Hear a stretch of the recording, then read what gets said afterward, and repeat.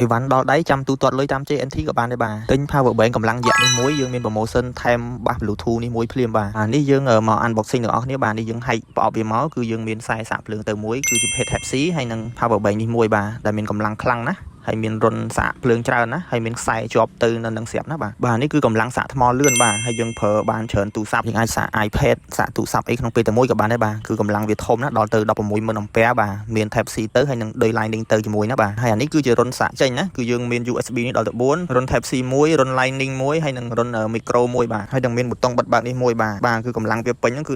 160,000 អាំពែបាទនេះ 160,000 អាំពែគឺធំមែនតើបាទហើយមួយទៀតយើងអាចសាកចេញបានប្រហែលរុនហ្នឹងគឺគេសរសេរប្រាប់នៅទាំងអស់ណាបាទនេះយើងសាកទូរស័ព្ទមិនធ្វើឲ្យខូចថ្មទូរស័ព្ទយើងទេបាទនេះកម្លាំងវាខ្លាំងបាទគឺ120វ៉ាត់បាទបើយើងមានខ្សែយើងអាចយកមកដកនៅនេះក៏បានដែរបាទនេះយើងចុចប៊ូតុងនេះមួយដើម្បីមើលថាមពលថ្មវានៅសល់ប្រមាណបាទអានេះថ្មវាមកពេញគឺយើងអាចសាកទូរស័ព្ទបានដល់រហូតដល់ទៅ30ដងបាទហើយយើងចុចអានេះ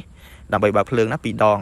ឬក៏យើងចុចមួយទៀតដើម្បីដូរភ្លើងឲ្យខ្លាំងឲ្យខ្សោយអីតាមនឹងបានណានេះយើងដាក់ភ្លើងញាក់ក៏បានដែរបាទហើយយើងចុចទៀតមកដើម្បីឲ្យវាបិទទៅវិញណាបាទគឺមាននៅនឹងទាំងអស់ណាប៊ូតុងវាបាទយើងមានការធានា3ខែបាទបើមានបញ្ហាដូរថ្មីជូនភ្ញៀវបាទសម្រាប់ទម្ងន់វាគឺមកល្មមបាទគឺទម្ងន់8ខាំបាទល្មមកាន់បាទតម្លៃតែ